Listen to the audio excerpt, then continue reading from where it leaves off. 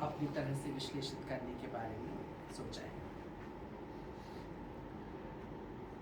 तो आप सब इस विश्लेषण में मेरे साथ शामिल हो सकते हैं, यद्यपि इस वक्त मेरा अपना विचार होगा, लेकिन इसके साथ साथ ही आप सबके विचार भी इसमें शामिल रहेंगे। हमारे 4 विधानसभा क्षेत्रों में इस वक्त देश में भारतीय जनता पार्टी आ गई है और एक स्टेट पंजाब में बिल्कुल नई, लगभग 1 दशक पुरानी पार्टी आम आदमी पार्टी आ चुकी है।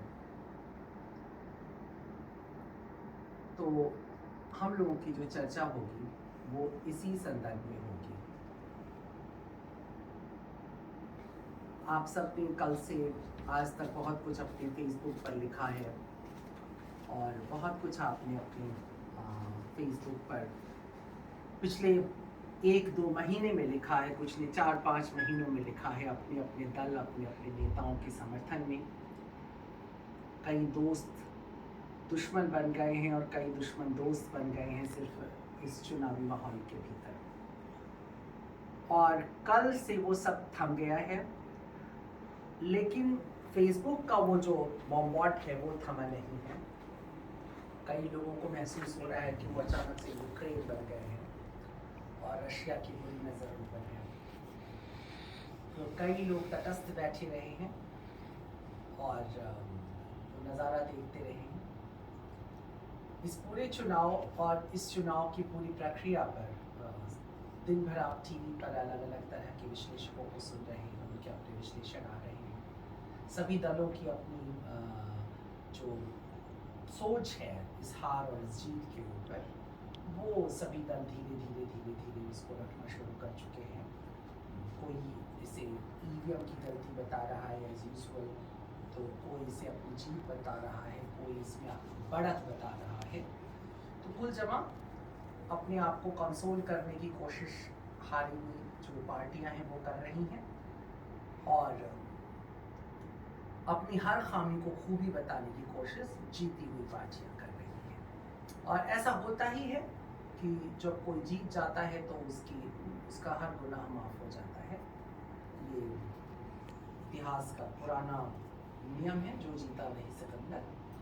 और डेमोक्रेसी में तो ये बहुत ही बड़े पैमाने पर ये चलता है कि एक बार जब आपकी सत्ता बन जाती है तो उस समय के लिए तो आप गौतम बुद्ध के अवतार हो जाते हैं, आप सब संपन्न हो जाते हैं। लेकिन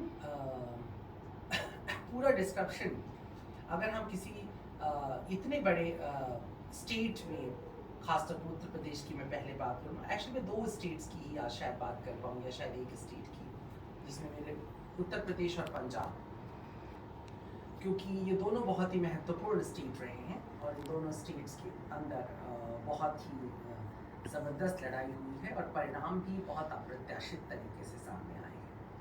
तो हमें ये थोड़ा सोचना, अलग अलग टीवी चैनल अपनी अपनी आइडियोलॉजी और अपनी अपनी इंटरेस्ट के हिसाब से उस पर एंकर्स बैठ करके एनालाइज कर रहे हैं। कुछ के लिए तो सब कुछ बुरा ही हुआ है, कुछ के लिए बहुत अच्छा हो गया है।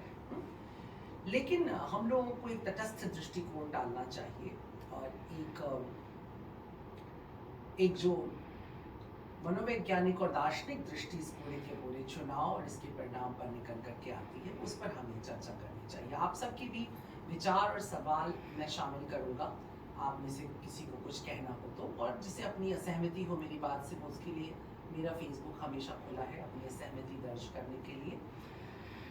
तो शुरुआत हम लोग उत्तर प्रदेश से करते हैं और उत्तर प्रदेश के पिछले कुछ 5 साल जो हमारी इस सरकार में जो दोबारा आ गई है, दोहराती गई है, उसके 5 साल की खूबियों और खामियों पर हमने बहुत बातें की है। लेकिन एक बार एक फ्लैशबैक हमारा ज़रूर होना चाहिए कि इस सरकार में आने के बाद क्या ऐसा किया जो जनता के हृदय को छू रहा था, और क्या ऐसा किया जिससे कि जनता इसके खिलाफ, बहुत बुरी तरह से इसके खिलाफ इकट्ठा हो रही थी।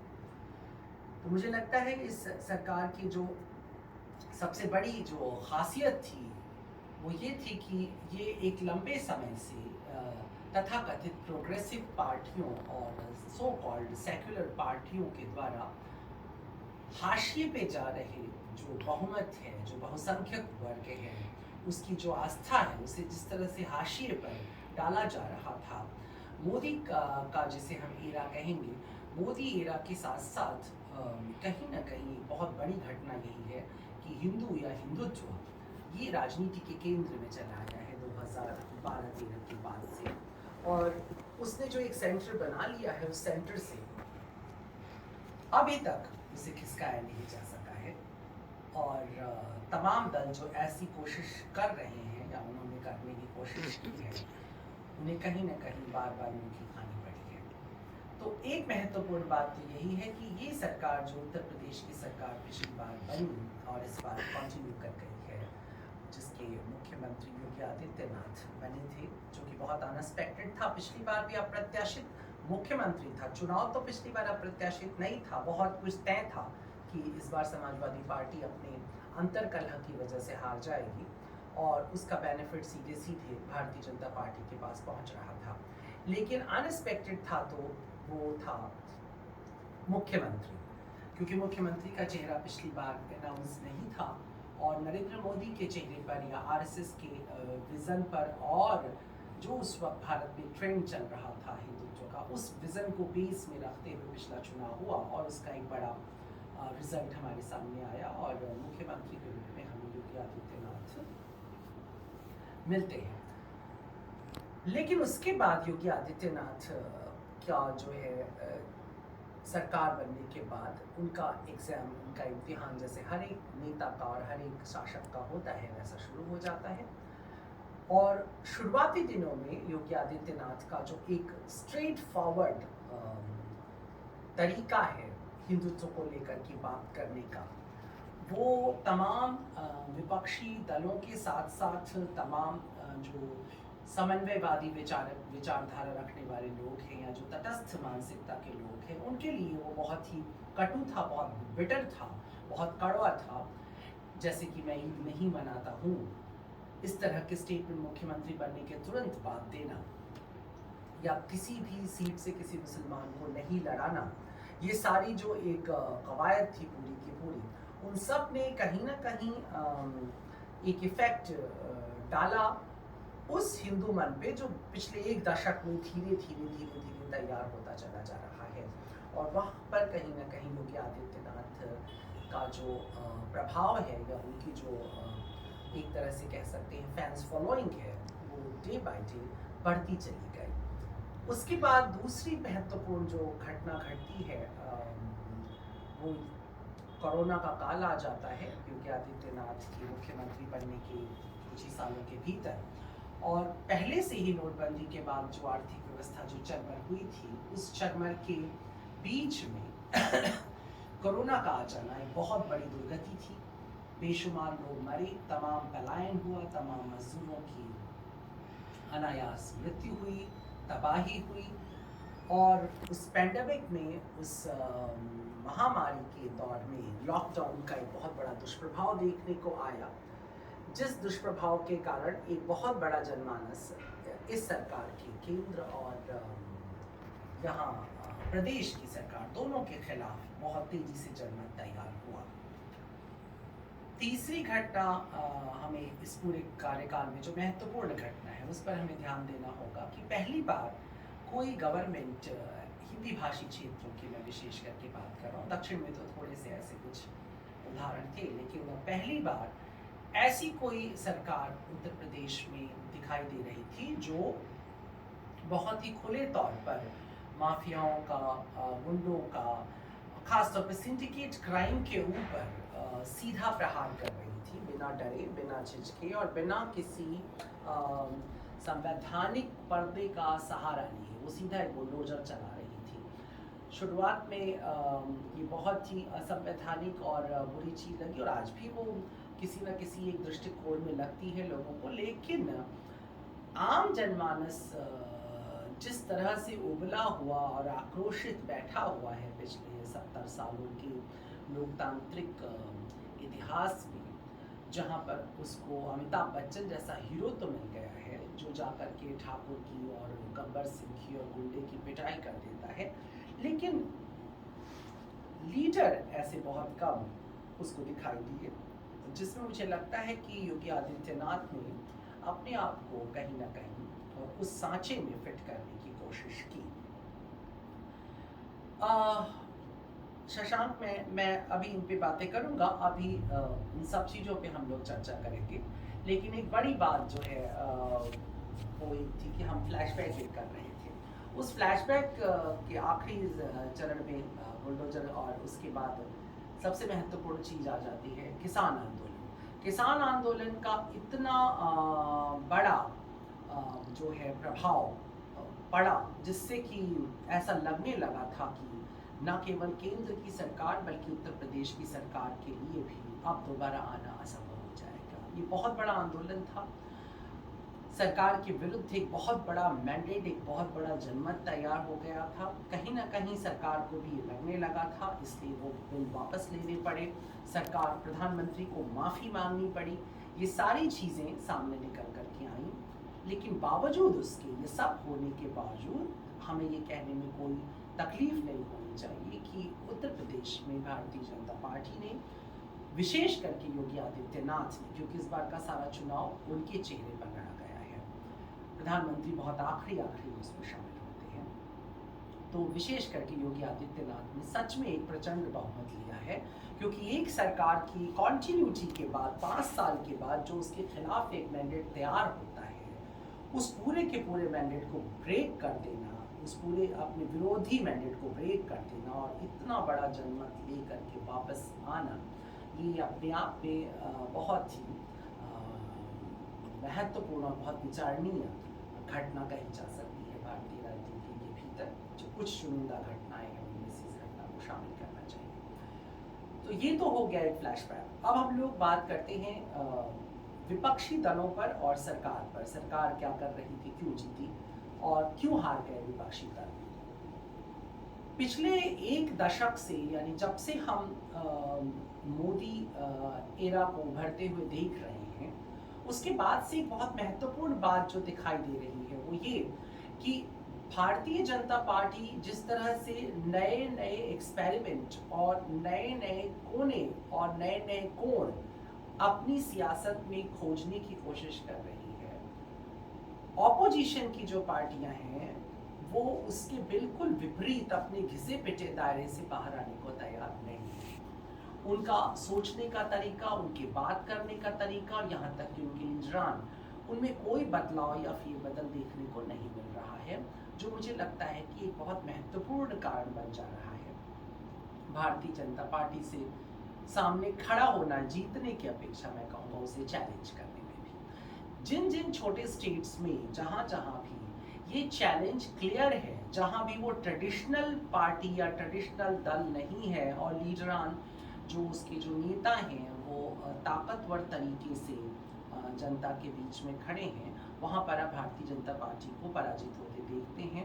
और वहाँ से जैसे दिल्ली में बार बार केजरीवाल का लौटना, बहुत बड़े अभियान के बावजूद बंगाल में हार जाना, और पंजाब में तो खैर भाजपा का कोई ज़मीन नहीं थी, लेकिन भाजपा और उसके सहयोगी दलों का पूरी तरह से सफाया करके इतने मिरेकलिंग तरीके से वहाँ पर आम आदमी पार्टी का आ जाना, यहाँ तक कि महाराष्ट्र के भीतर भी एक हमको एक चेंज सा दिखाई दिया। लेकिन उत्तर प्रदेश जो कि बहुत ही महत्वपूर्ण था, किसी भी तरह से 2024 के चुनाव को अगर हम नज़र में रखते हैं तो उस हिसाब से बहुत ही महत्वपूर्ण स्टेट था, और सारे विपक्षियों और विरोधियों की दृष्टि थी इस पर, क्योंकि ये उत्तर प्रदेश का चुनाव कहीं ना कहीं ये बताता, इसकी जीत या हार ये तय करने के लिए काफ़ी थी कि जो जनमत है वो किस तरफ जा रहा है। और इस मामले में कम से कम 2024 से पहले भारतीय जनता पार्टी को एक बहुत बड़ा प्लस पॉइंट मिल जाता है, एक अवार्ड मिल जाता है कि वो अब ये कहने के लिए स्वतंत्र है कि हमने तमाम विरोधों के बावजूद एक बहुत बड़े बहुमत के साथ उत्तर प्रदेश में अपनी सरकार बना ली। तो हम बात कर रहे हैं विपक्ष कहाँ से चूकता है और कैसे कमज़ोर हुआ इस चुनाव के अंदर। जो मेरी दृष्टिकोण में जहाँ पर है, हमने देखा कि लगभग 300 के आसपास, अब हम इसे कहेंगे 250 से 25 ऊपर चला जा रहा है, 300 के आसपास। पिछले बार से 50 सीट लगभग नीचे ज़रूर आया है, लेकिन इसे बहुत बड़ी दुर्घटना नहीं माना जा सकता है, क्योंकि पिछली बार के सिनेरियो में और इस बार के सिनेरियो में बहुत अंतर था। पिछली बार भारतीय जनता पार्टी के ऊपर कोई क्वेश्चन नहीं था, वो एक तरीके से बहुत साफ सुथरा चेहरा लेकर के चुनाव में उतरी थी, क्योंकि समाजवादी पार्टी अपने अंतर कलह से जूझते हुए अपने ही हाथों डैमेज होती चली जा रही थी। लेकिन दूसरी तरफ आप भारतीय जनता पार्टी का इस बार का जब आप चुनाव देखते हैं तो इस वक्त वो एग्जामिनेशन हॉल में थी। उसके पास 5 साल की कर्म और कुकर्म का लेखा जोखा था। हम उसको गिनने के लिए हम और आप बैठे हुए थे कि क्या अच्छा लगा हमें सरकार में और क्या अच्छा नहीं लगा। तो ऐसे में अगर कोई पार्टी अपने वोट बैंक में 2-3% का इजाफा कर ले जाती है तो हमें सीटों पर जाकर के रुकना नहीं चाहिए, क्योंकि उसने ताकतवर सरकार बना ली है और अपने दम पर ही 255 के आसपास सीट ले लिया है। यानी सहयोगी कल अगर विदक भी जाए तो उससे पार्टी को कोई फर्क नहीं पड़ने वाला है। और महत्वपूर्ण बात है कि ये पूरा चुनाव मुख्यमंत्री के चेहरे पर लड़ा गया है, इसलिए ये क्रेडिट भी हम प्रधानमंत्री को ज्यादा नहीं दे सकते हैं। भले ही मीडिया इस क्रेडिट को उधर ट्रांसफर करने की कोशिश करे, लेकिन बनारस और इसके आसपास के चुनाव में निसंदेह प्रधानमंत्री के चेहरे के ऊपर बात होनी चाहिए। लेकिन उत्तर प्रदेश का चुनाव इस बार इत्तेफाक से बहुत सीधा था और योगी का चेहरा ही बिल्कुल सामने था।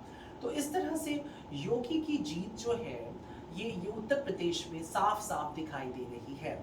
और ऑपोजिशन के पास बहुत सारे मौके थे इस बार। मुझे नहीं लगता है कि इतने अच्छे पत्ते ऑपोजिशन के हाथ में आ सकते थे जितने इस बार उत्तर प्रदेश के चुनाव के समय आए। नोटबंदी की जो तकलीफ थी वो मेंटेन थी। दूसरी तरफ कोरोना काल का इतना बड़ा और इतना भीषण और इतना दर्दनाक मंजर अभी लोगों के जहन से नहीं गुजरा था। पॉवर्टी बुरी तरह से बढ़ी थी, मिडिल क्लास को बहुत नुकसान हुआ था। लोगों के अंदर जो अभिव्यक्ति की स्वतंत्रता है उसका लेकर के फियर जो था वो भी मेंटेन था। यानी कुल मिला जुला करके यहाँ तक कि एक बहुत बड़ा वर्ग ब्राह्मणों का, सवर्णों का भी नाराज चल रहा था भारतीय जनता पार्टी की जो निवर्तमान सरकार है उसके साथ। उन सब के बावजूद अगर वह पूरे बहुमत में आती है तो फिर हम सिर्फ ये नहीं कह सकते हैं कि ये भारतीय जनता पार्टी का करिश्मा था। हमको ये कहना पड़ेगा कि विपक्ष बुरी तरह से असफल हुआ है और विपक्ष के रणनीतिकार जो भी रहे हैं उनकी रणनीति में बहुत सारे झाम और झोल थे। और शायद जो दूसरी बात है जो हम आगे भी करेंगे वो सब खामियां भी हमें गिननी पड़ेगी। बहुत महत्वपूर्ण चीज हमें अब यहाँ समझनी पड़ेगी कि भारतीय जनता पार्टी के गुणों को हम गिने, सरकार बन गई है तो आखिरी उसको मिलता है मौका कि हम उसके गुण गिनेंगे। हमें उसके सामने खड़ी महत्वपूर्ण पार्टियों के 2 गुण गिन लेने चाहिए थोड़ी देर के लिए। तो सबसे पहले हम उसकी सबसे बड़ी प्रतिद्वंदी जो देश में है इंडियन नेशनल कांग्रेस, उसकी बात करते हैं। इस बार कांग्रेस ने एक बहुत अच्छा अटेम्प्ट किया और प्रियंका गांधी पिछले कुछ समय से एक्टिव हुई। यद्यपि उत्तर प्रदेश में कांग्रेस का संगठन धीरे धीरे खत्म हो चुका है, क्योंकि पिछले 40 सालों में कहीं ना कहीं उत्तर प्रदेश में सपा, बसपा और भाजपा इन 3 दलों का वर्चस्व बना रहा। लड़ाई होती रही, उसमें भी सपा बसपा बहुत ऊपर रहे हैं, लेकिन भाजपा अपने संगठन चूंकि इस केंद्र में भी आ गई थी तो संगठन उसका कहीं ना कहीं बरकरार रहा। लेकिन उसके इतर कांग्रेस की अगर बात करते हैं तो कांग्रेस के पास कोई संगठन भी नहीं था और कांग्रेस बहुत ही वीक थी। बावजूद उसके कांग्रेस बिल्कुल आखिरी में उठने की कोशिश करती है और प्रियंका गांधी के रूप में एक ऐसा चेहरा उत्तर प्रदेश में कांग्रेस ने दिया जिसका शायद देश की जनता को एक लंबे समय से इंतजार था। और प्रियंका गांधी के शुरुआती इनिशिएटिव जो थे वो वैल्यूएबल थे, महत्वपूर्ण थे। कोरोना काल में भी आपने अगर देखा होगा तो जिन 2 नेताओं की आवाज़ सबसे अधिक सुनाई दे रही थी विरोधी स्वर में, उनमें राहुल गांधी और प्रियंका गांधी के ही स्वर सबसे ऊंचे थे। बाकी नेताओं के स्वर तो पूरे कोरोना काल में ना के बराबर सुनाई दिए, जो ऑपोजिशन में था, जो बीजेपी से, लेकिन इनकी आवाज़ सुनाई देती रही। उसके बाद आपने इनको दोबारा जो एक्ट करते देखा, जिस तरह से लखनपुर खीरी का मामला हुआ, जिस तरह से हाथरस का मामला हुआ, हर जगह प्रियंका गांधी का जो एक्टिव होना था उसने कहीं ना कहीं एक नई लीडरशिप, एक ट्रायंगल बनता हुआ उत्तर प्रदेश में दिखाया। लेकिन इस बात को कहने में कोई गुरेज नहीं होनी चाहिए कि कांग्रेस ने शायद एक बड़ी रणनीति के तहत उत्तर प्रदेश में समाजवादी पार्टी को एक वॉक ओवर दे दिया। यद्यपि उसके पास लड़ने के लिए बहुत ताकतवर ना तो नेता थे, ना बहुत अच्छे कैंडिडेट थे, ना कोई संगठन था, लेकिन फिर भी वो अगर अपने तरीके से लड़ती तो शायद ये मुकाबला त्रिकोणीय होता, और इस त्रिकोणीय मुकाबले में शायद हो सकता है रिजल्ट कुछ और तरफ घूम करके जा सकता था। लेकिन यहाँ पर जो सबसे बड़ी बात हुई वो ये हुई कि कांग्रेस ने सीधा सीधा वॉक ओवर दे दिया समाजवादी पार्टी को, समाजवादी पार्टी को लड़ने का पूरा मौका दे दिया, और उसने लगभग हर जगह अपने डमी कैंडिडेट या बहुत ही कमजोर कैंडिडेट्स उतारे, कुछ एक जगहों को छोड़ करके। और शायद ऐसा उसने एक बड़ी रणनीति के तहत किया होगा कि जिसके आधार पर उत्तर प्रदेश का चुनाव भाजपा के हाथ से निकल जाए, ताकि केंद्र में उसकी जो दावेदारी है वो कमजोर पड़ सके। पर संभावित घटना घटी और अप्रत्याशित तरीके से भारतीय जनता पार्टी का दावा और मजबूत होकर के 24 की तरफ आ जा रहा है। तो इस तरह से हम देखते हैं कि कांग्रेस के रणनीतिकार कहीं ना कहीं एक चूक करते हैं, इतना बड़ा वॉकओवर देना शायद ठीक नहीं था। अगर वो लड़ती तो हो सकता है कि कुछ सीट का इजाफा दूसरी तरफ से होता, नहीं तो वोटों की कटिंग हो सकती थी, क्योंकि जहां तक मेरा आकलन है बहुत बड़ी संख्या कांग्रेस ने जिस वोटर को काटा वो ले दे करके अधिकतर समाजवादी पार्टी का ही वोटर था। वो सेक्युलर प्रोग्रेसिव माइंडसेट के लोग कांग्रेस की तरफ गए जो कंजर्वेटिव या ऑर्थोडॉक्स विचारधाराओं से अपनी दूरी रखते हैं। तो ये कहीं ना कहीं नुकसान मुझे लगता है हुआ, और कांग्रेस के पास कोई कैंडिडेट नहीं था कि जिससे वो जिता सके। तो कांग्रेस का सबसे बड़ा नुकसान ये है, उनके रणनीतिकार किस तरह से फैसले ले रहे हैं। कांग्रेस को बहुत गहराई से सोचना होगा, प्रियंका गांधी को, राहुल गांधी को, कि वो किन लोगों के बीच में घिरे हुए हैं, जो लोग उनके चारों तरफ हैं। क्या उनका जमीनी राजनीति से कोई रिश्ता है, या केवल एक यूनिवर्सिटी कैंपस में रह करके राजनीति तैयार करने के अलावा उनका कोई रिश्ता नहीं रह गया है। दूसरा जो मैं आखिरी में कहना चाहूंगा, लेकिन अभी मैं बता दूं कि एक जो सर्टेन लाइन ऑफ एक्ट है 75 साल 70 साल 1975 के बाद का, कांग्रेस को 1975 80 82 85 की कांग्रेस से बाहर निकलना पड़ेगा, अन्यथा उसका कोई भविष्य दूर तक नहीं दिखाई देता है। अगली पार्टी बहुजन समाजवादी पार्टी, मैं उस पर बात करूंगा, जो बहुत ही महत्वपूर्ण पार्टी हुआ करती थी हमेशा से भारतीय राजनीति के अंतर्गत, और उत्तर प्रदेश की राजनीति में तो बहुत ही महत्वपूर्ण।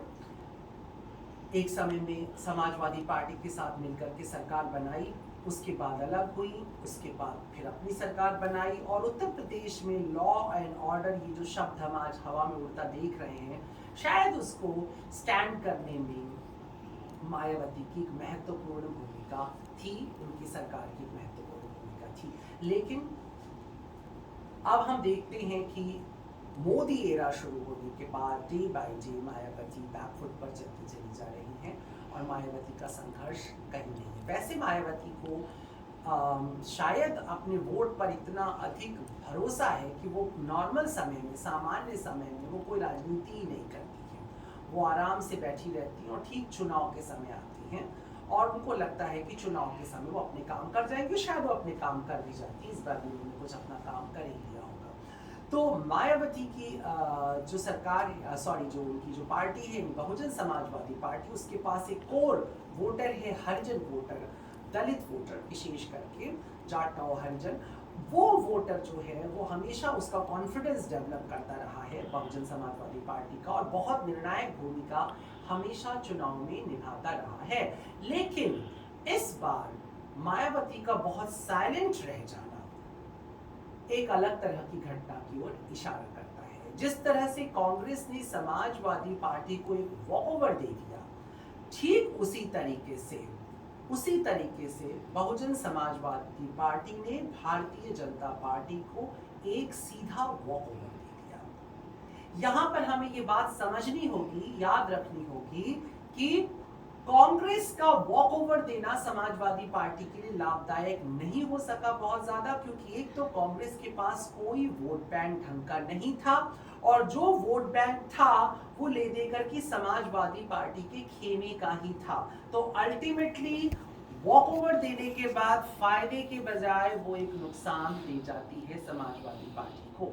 इसके ठीक उलट बहुजन समाजवादी पार्टी के पास अपना एक वोट बैंक था, उसके पास एक सर्टेन वोट बैंक है और वो है दलितों का वोट बैंक, विशेष करके हरिजन और जाटों का वोट बैंक, और एक पारंपरिक शत्रुता उनकी जो ओबीसी के साथ है उसका कहीं ना कहीं एक बेसिक जो फायदा मिला वो भारतीय जनता पार्टी को मिला, और कुछ प्रतिशत वोट जो है वो बहुजन समाजवादी पार्टी का निकल करके भारतीय जनता पार्टी की तरफ आ गया। तो जो भारतीय जनता पार्टी से नाराज जो वोटर था सवर्णों में, अन्य क्षेत्रों में, उसकी भरपाई कहीं ना कहीं किसी ना किसी तरीके से बहुजन समाजवादी पार्टी के वोटर्स ने कर दी।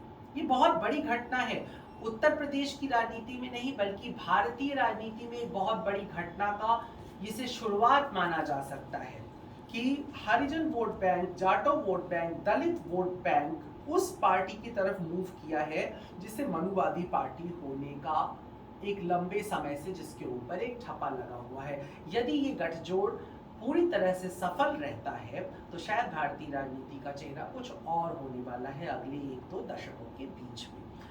इसके बाद हमें समझना होगा कि बहुजन समाजवादी पार्टी ने जिस पार्टी के खिलाफ ये वॉकओवर बीजेपी को दिया था, ये उसकी पुरानी प्रतिद्वंदी थी, यानी समाजवादी पार्टी। समाजवादी पार्टी सीधी प्रतिद्वंदी थी भारतीय जनता पार्टी की इस बार के चुनाव में। ये चुनाव उत्तर प्रदेश में वास्तव में 2 पार्टियों के बीच में लड़ा जा रहा था, भारतीय जनता पार्टी और समाजवादी पार्टी। ये चुनाव वास्तव में 2 नेताओं के बीच में लड़ा जा रहा था, भारतीय जनता पार्टी की ओर से योगी आदित्यनाथ और समाजवादी पार्टी की ओर से अखिलेश यादव। मीडिया ने भी इसे बाइपोलर कर दिया था और परिस्थितियों ने भी इस चुनाव को बाइपोलर कर दिया था, और जो जनता का जो मूड था, जो माइंडसेट था, वो माइंडसेट भी इसे बाइपोलर बनाता है। हम वोट की जो काउंटिंग है, हम उसके प्रतिशत से इस बात को समझ सकते हैं कि लगभग 10 से 12% का इजाफा समाजवादी पार्टी को इस बार पोलिंग में हुआ है। पिछली बार की अपेक्षा 32% के आसपास का मतदान समाजवादी पार्टी की तरफ आता है। तो इसका मतलब है कि जनता के मन में भी एक जो बहुत बड़ा चुनाव था वो अखिलेश यादव को लेकर के था। लेकिन इतना विरोध भारतीय जनता पार्टी का, उसके मुख्यमंत्री का, उसके प्रधानमंत्री का, और उसके बाद एक बड़े गठजोड़ के साथ, जिसमें कि सबसे महत्वपूर्ण गठजोड़ जो था वो जयंत चौधरी के साथ किया हुआ गठजोड़ था अखिलेश यादव का, जहां पर ऐसा लगा कि पश्चिम में जो नाराज किसान है उसे किसान नेता मिल जाएगा और वहां से जो ट्रांसफर होगा वोट वो कहीं ना कहीं भारतीय जनता पार्टी को बुरी तरह से पटखनी देगा और समाजवादी पार्टी की एक बहुमत की सरकार आ जाएगी, जिसके बारे में लगभग हर दूसरा राजनीतिक विश्लेषक अंदाजा लगा रहा था। यहाँ तक कि भारतीय जनता पार्टी भी इससे बेखबर नहीं थी, उसके भीतर भी कहीं ना कहीं इस गठबंधन का एक फियर जरूर काम कर रहा था। बहुत सारे आलोचक, बहुत सारे विचारक इस बात को ये लिखते चले जा रहे थे कि आप अगर जयंत चौधरी को समाजवादी पार्टी अपने खेमे में ले लेती है तो सरकार समाजवादी पार्टी की होगी, अगर भारतीय जनता पार्टी अपने खेमे में ले लेती है तो सरकार भारतीय जनता पार्टी की होगी। पर इत्तेफाक की बात देखिए कि खेमे में तो वो समाजवादी पार्टी के गए, लेकिन वोटों के प्रतिशत में कुछ खास इजाफा नहीं करा सके। उसकी अपेक्षा हम देखते हैं कि निषाद पार्टी जैसी पार्टी ज्यादा महत्वपूर्ण काम कर जाती है भारतीय जनता पार्टी के साथ जाकर के। तो कहीं ना कहीं यहाँ पर कौन सी चूक है, अब हमको इसको समझना पड़ेगा कि कौन सी बात थी संजय निषाद में ऐसी खास या अनुप्रिया पटेल में जो कि जयंत चौधरी के पास नहीं मिल पाती है लोगों को। तो इस पूरे के पूरे सिनेरियो को अभी मैं एक मनोवैज्ञानिक तरीके से मैं समझाने की कोशिश करूंगा, क्योंकि इतने सारे पत्ते और इतने सटीक पत्ते ऑपोजिशन के पल्ले में पड़े ये बहुत मुश्किल है।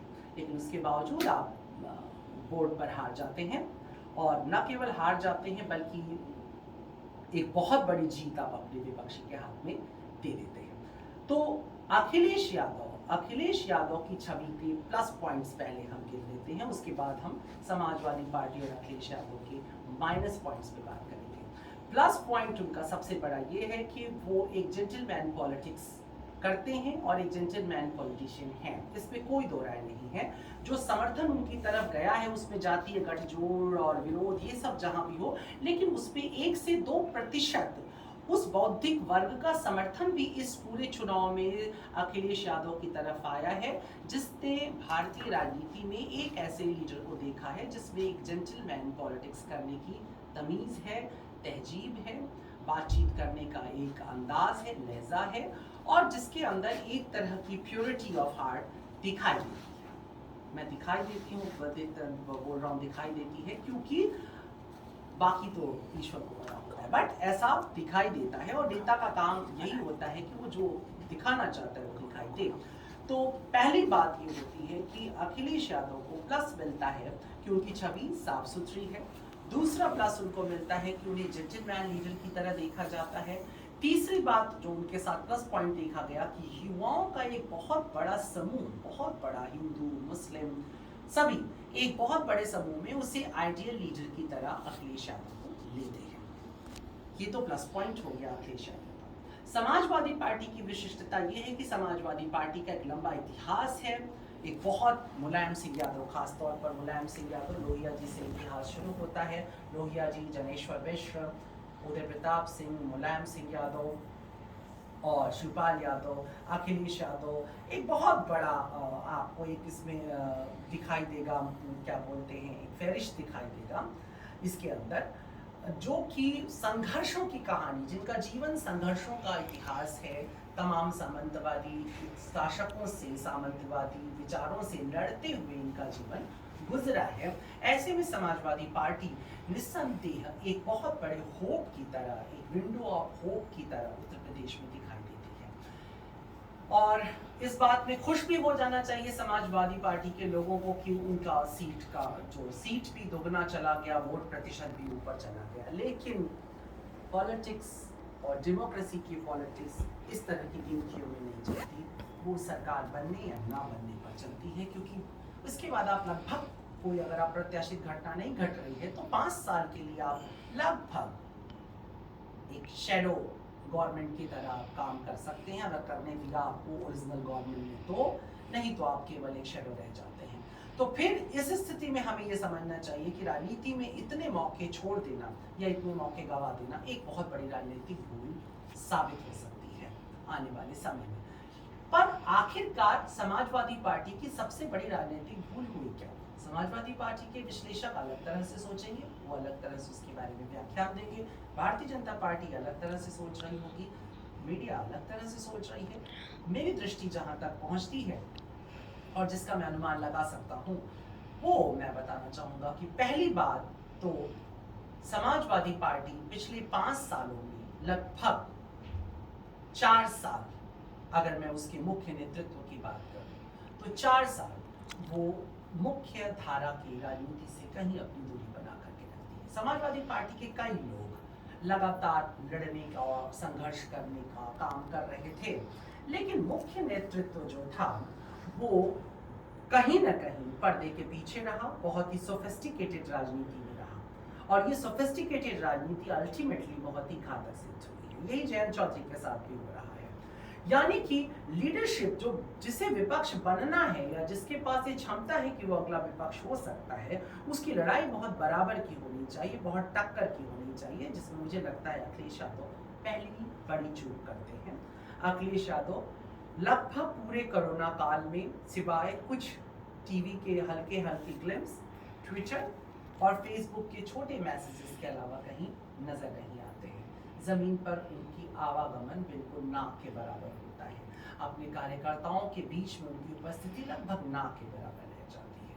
और ये जो इतना बड़ा जो क्या कहते हैं, जो आइसोलेशन है, एक तरह का आइसोलेट जो कर लिया उन्होंने अपने आप को, वो बहुत बड़ा नुकसान पैदा करता है। क्योंकि जब आपका विपक्षी इतना मजबूत हो कि हर एक कदम पर वो आपके समर्थकों का या आपके साथ देने वालों का नुकसान करता जा रहा है, ऐसे में अगर नेतृत्वकर्ता मैदान से बाहर दिखाई दे रहा हो तो समर्थकों की भीड़ कमजोर पड़ने लगती है, समर्थकों की ताकत, उनका मोराल टूटने लग जाता है और विपक्ष को हमेशा ही ज्यादा मजबूत एक्शन करने का मौका मिल जाता है। इस प्रकार से जैसा अभी थोड़ी देर पहले मैं देख रहा था कि अभी इसमें मुलायम सिंह यादव एक हमारे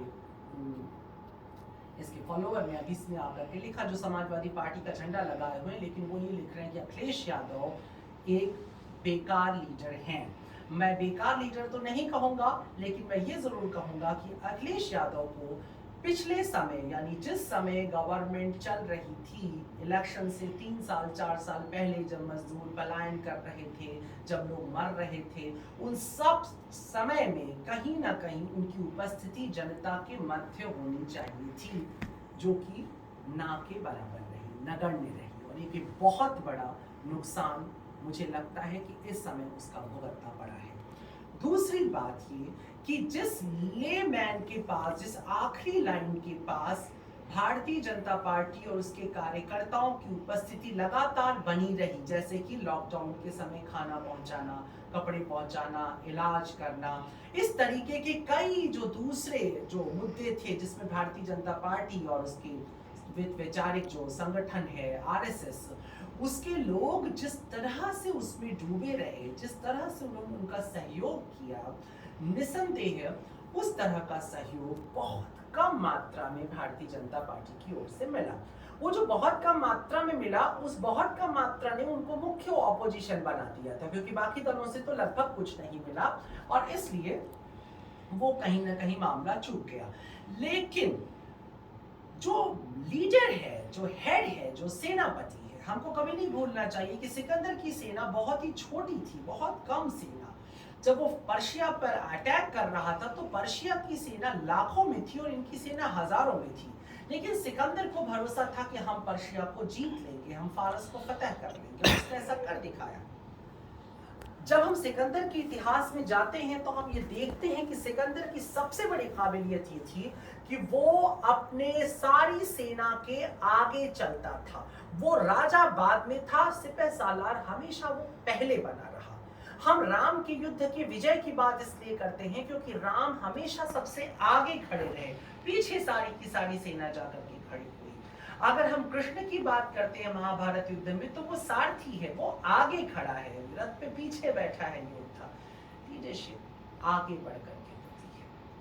अगर हम पीछे बैठे हैं अपने समर्थकों के, तो बहुत मुश्किल है कि हम एक बहुत बड़ी राजनीति कर सकें।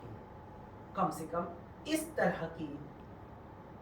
तरह के राजनीतिक परिवेश में जहां पर आपकी आवाज बड़ी मुश्किल से सतह तक पहुंचती है, क्योंकि इतना शोर आपके चारों तरफ पैदा कर दिया गया है। तो अखिलेश यादव का जो मैं सबसे बड़ा जो मुझे माइनस फैक्टर दिखाई देता है, वो पिछले 3-4 सालों में जब उनके पास सबसे अधिक मौके थे विरोध करके सामने आने के, और जो समाजवादी पार्टी का स्ट्रक्चर रहा है अब तक का, अगर आप मुलायम सिंह यादव को याद करिए, शिवपाल यादव की राजनीति को याद करिए, पीछे की राजनीति को याद करिए, उदय प्रताप सिंह की, जनेश्वर मिश्र की, लोहिया की, या इस पूरे विचारधारा की, आप जॉर्ज फर्नांडिस, ये पूरी विचारधारा की, चंद्रशेखर, अगर आप इस राजनीति को याद करिए तो ये राजनीति संघर्ष की राजनीति है, ये राजनीति जेल जाने की राजनीति है, ये लठ खाने की राजनीति है, ये गांधी के विचारों के साथ साथ उस हड़ताल, उस लड़ाई, उस समूह के साथ सड़कों पे लेट जाने की लड़ाई है, जो इस पूरे 5 साल में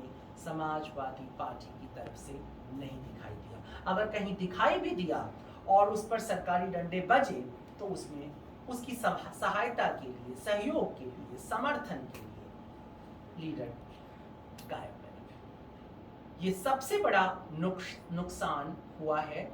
नेतृत्व का जो एक प्रधान गुण होता है, उस गुण की एक भारी कमी दिखाई दी इस इलेक्शन के आने के 6 महीने पीछे तक। 6 महीने जब इस इलेक्शन को बचे, उसके बाद वास्तव में एक लीडरशिप उभर करके दिखाई दी अखिलेश यादव में, एक बेबाकी दिखाई दी, एक बिंदास तरीका दिखाई दिया हर मुद्दे को लेकर के, एक फेयरलेस तरीका था, एक स्टेटमेंट देने का तरीका, उनका सामने आने का, ये सारे गुण अखिलेश यादव में दिखाई दिए, जिसने अखिलेश यादव को एक बड़ा नेता निश्चित रूप से बना दिया। इसमें कोई दो राय नहीं है कि अखिलेश यादव एक बड़ा चेहरा बन गए इस चुनाव के 6 महीने पहले जिस तरह से उन्होंने एक्शन किया।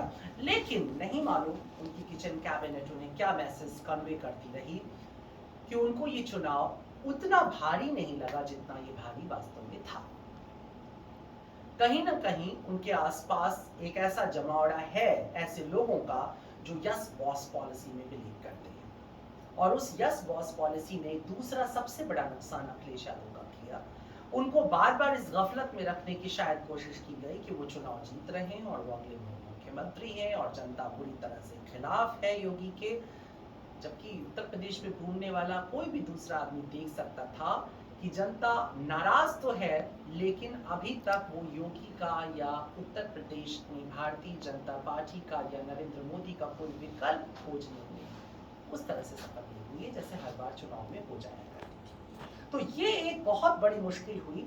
तो एक यस बॉस लॉबी जो थी, मुझे लगता है कि उससे बचना चाहिए अखिलेश यादव को, अन्यथा उनके लिए बहुत मुश्किल होगा, क्योंकि वो एक लंबी रेस के घोड़े हैं और वे बहुत दूरी तक सफर कर सकते हैं, लेकिन उनको अपने आलोचकों के बीच में बैठने की आदत डालनी चाहिए और उन्हें अपनी जो समाजवादी पैटर्न ऑफ पॉलिटिक्स है उसके बीच में कहीं ना कहीं उनको होना होगा, अन्यथा ये समस्याएं आगे धीरे धीरे मुश्किल में जाएंगी। ये तो व्यक्तिगत एक विश्लेषण हो गया, लेकिन इससे भी ज्यादा बड़े कारण जो थे वो अभी आगे आने वाले समय में समाजवादी पार्टी के दिखाई देते हैं।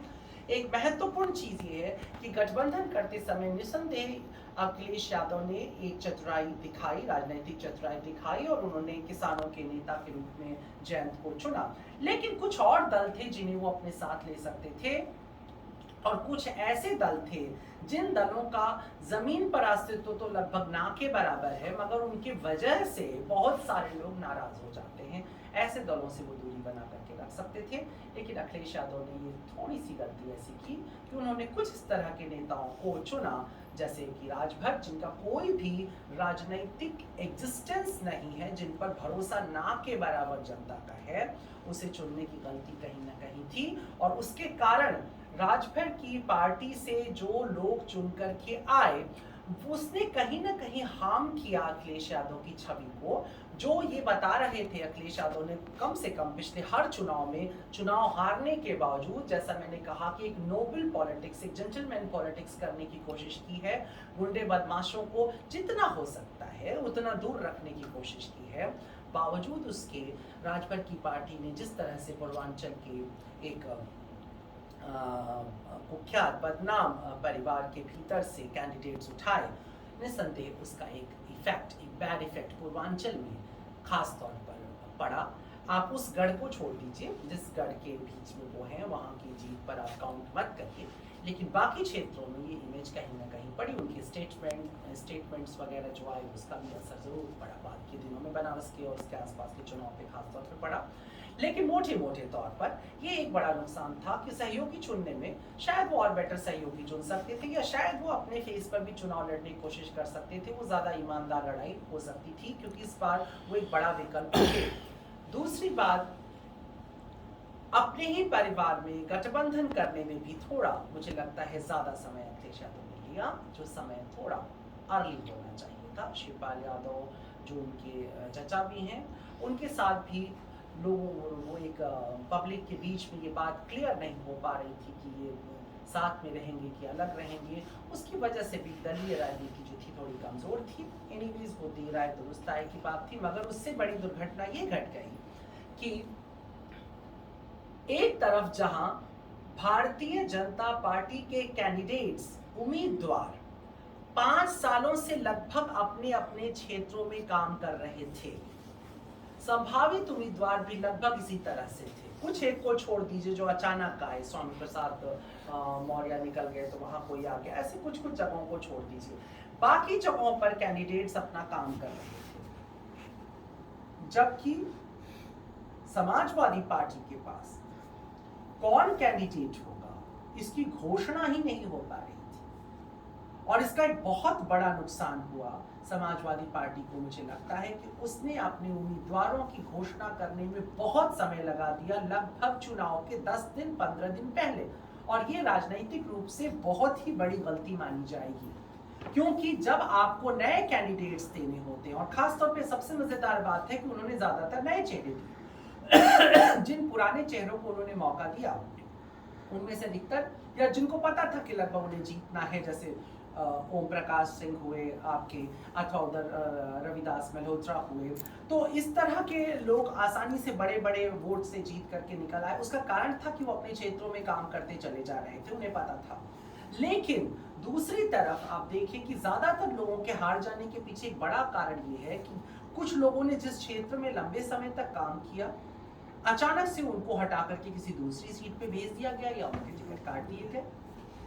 दूसरी तरफ जिन लोगों को सीट पर उतारा गया उनको मौका 1 हफ्ता, 10 दिन, 15 दिन या अधिक से अधिक 1 महीने का मिला। अब आप इस बात को खुद अपने अंदर आप इसको विश्लेषण करिए कि 5 साल का जहां पर कंट्रीब्यूशन हो किसी चेहरे का, वहां पर 1 महीने में एक चेहरा कितना विश्वास पैदा कर सकता है अपने वोटर्स के बीच में।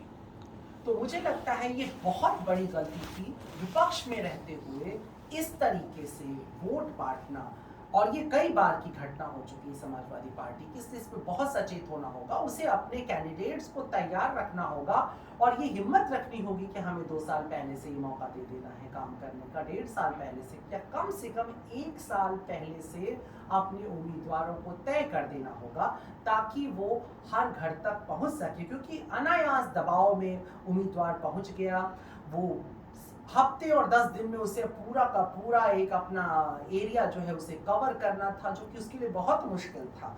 ऐसे में वो रुख भी नहीं रह गया और ना उस तरह की जमीन पर काम हो सका। तो कुल मिला जुला करके मैं नहीं जानता कि समाजवादी पार्टी और उसके जो विचारक हैं वो इससे कितने सहमत होंगे, लेकिन मेरा ये मानना है कि कैंडिडेट्स को, उम्मीदवारों को टिकट देने में जो इतनी लंबी देरी की गई, ये कोई अलादीन के चिराग से निकलने वाला सोने का सिक्का नहीं था कि आप सडनली इसको दे देंगे किसी के हाथ में।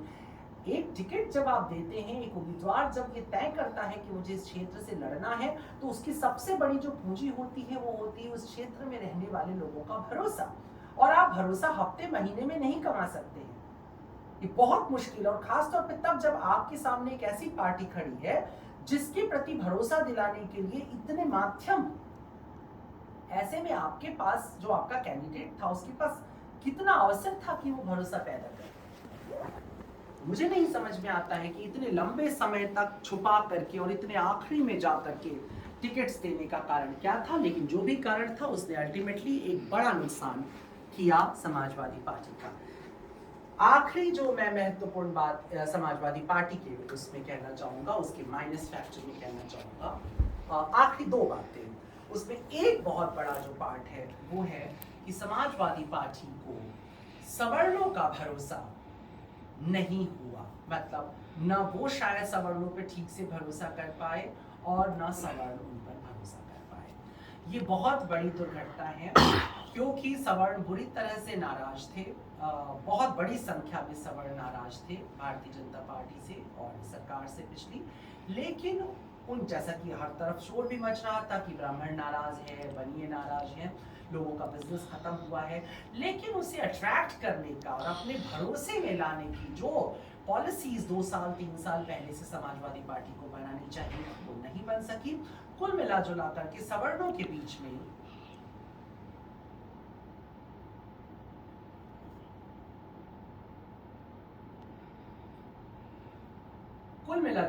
सवर्णों के बीच में भारतीय जनता पार्टी जो है वो अपना विश्वास खोने के बावजूद भी ये बता करके कि यदि तुम हमें छोड़ करके जाते हो तो तुम निर्विकल्प हो जाते हो, यानी कि तुम्हारे सामने कोई बड़ा विकल्प नहीं रह जाएगा, ये बात समझाने में या इस बात को फैलाने में सफल हो जाती है, समाजवादी पार्टी ऐसा नहीं कर पाती है। वो अपने उसी पुराने फॉर्मूले पर काम करती रह जाती जिसे वो YM कहती थी, यादव मुस्लिम गठजोड़। और इसकी वजह से एक बड़ा नुकसान समाजवादी पार्टी को झेलना पड़ा है, क्योंकि सवर्णों के बीच में कहीं ना कहीं एक माइंडसेट हो गया कि यह समाजवादी पार्टी एग्जैक्टली ना होकर कि यादव समाजवादी पार्टी हो गई है। और ये जो र्यूमर था, इस र्यूमर को ब्रेक करने में भी समाजवादी पार्टी और अखिलेश यादव पूरी तरह से असफल हो गए। क्योंकि जहां तक मेरा आकलन रहा है, मेरे आसपास बहुत सारे लोग मुझसे ऐसे टकराए जिन्होंने कहा कि हम भाजपा को नहीं वोट देना चाहते हैं, लेकिन हम अखिलेश यादव के अच्छे होने के बावजूद हम समाजवादी पार्टी को वोट नहीं देंगे, क्योंकि यादव तो अभी से अपने क्या बोलते हैं वो आस्तीन चढ़ाना शुरू कर चुके हैं।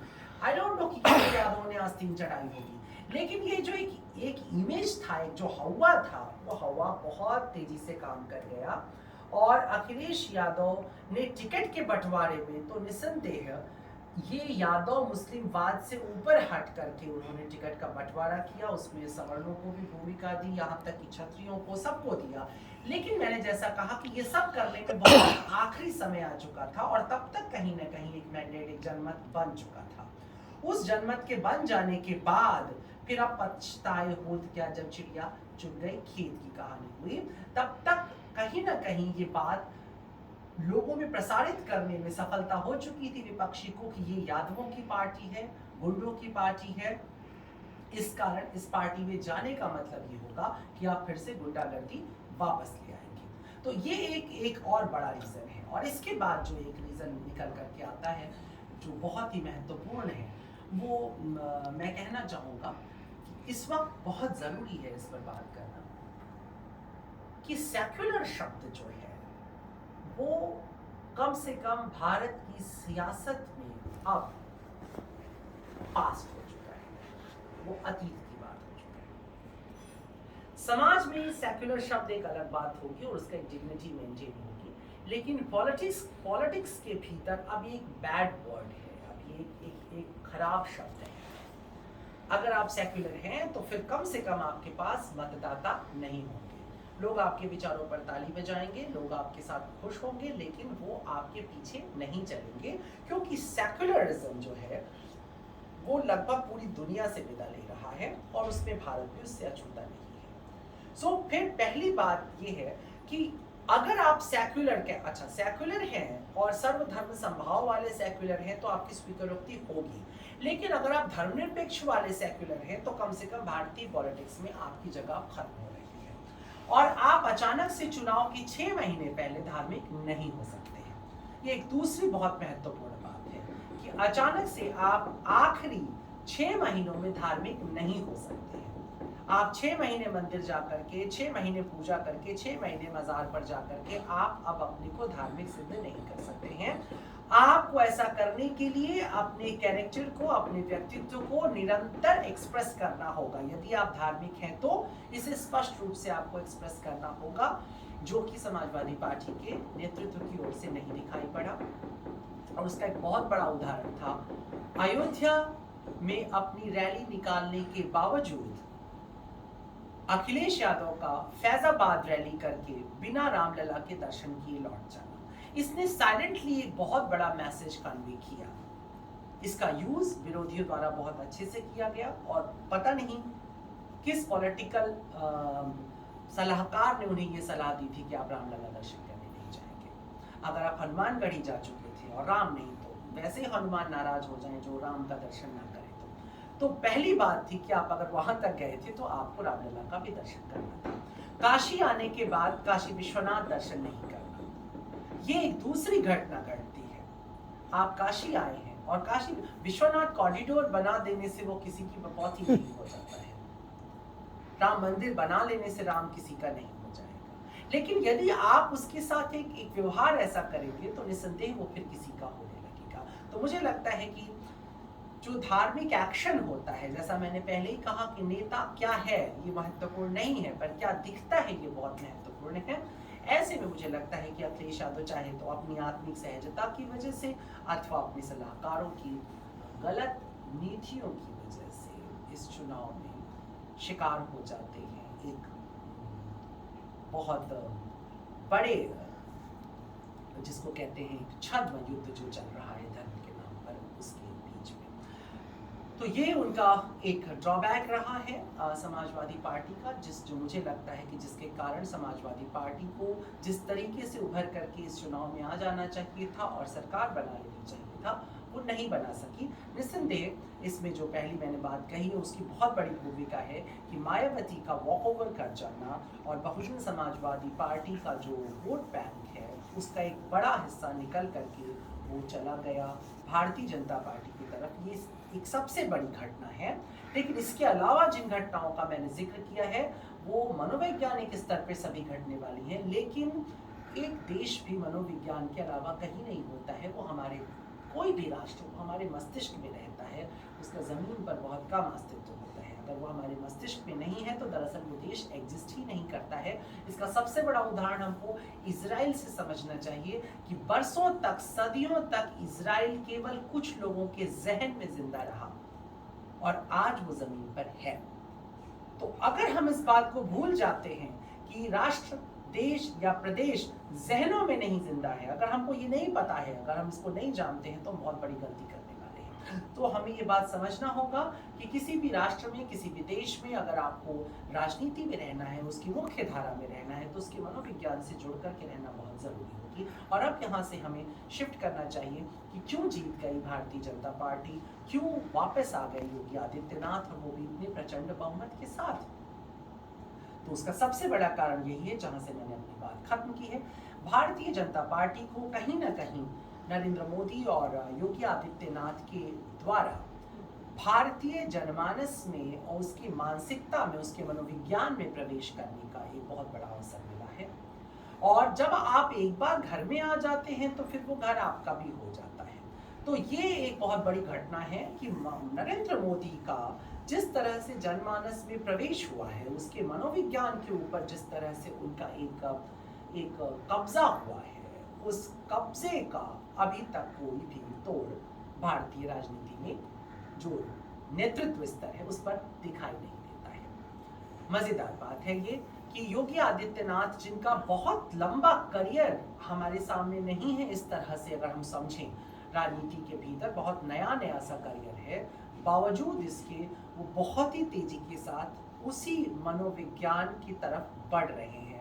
यानी कि जहां पर मोदी खड़े हैं, अब अगर उस रास्ते पर कोई दूसरा व्यक्ति दिखाई दे रहा है तो वह भी इत्तेफाक से भारतीय जनता पार्टी से ही निकलता हुआ दिखाई देता है, और वो योगी आदित्यनाथ हैं, जिसे कि ये बहुत बढ़िया से पता है कि आपका मनोविज्ञान यानी आम जनता का मनोविज्ञान किस तरफ जाता है, कैसे सोचता है। और उसकी सबसे बड़ा उदाहरण आप देख सकते हैं कि जिस बुलडोजर को लेकर के तमाम संविधानवादियों ने, मानवतावादियों ने, प्रोग्रेसिव्स ने उनको सबसे अधिक अब्यूज करने की कोशिश की, सबसे अधिक उनको डोमिनेट करने की कोशिश की, जो उनके ऊपर आरोप लगाने की कोशिश की कि वो गुंडागर्दी राजनीति में कर रहे हैं, राजनीति में गुंडागर्दी कर रहे हैं, उस पूरे के पूरे स्टेटमेंट को बड़ी ही खूबसूरती के साथ, जिसे कहते हैं तीर का रुख मोड़ देना, उस पूरे के पूरे तीर के रुख को ही योगी आदित्यनाथ ने मोड़ दिया और उन्होंने कहा हाँ मैं गुंडा हूं,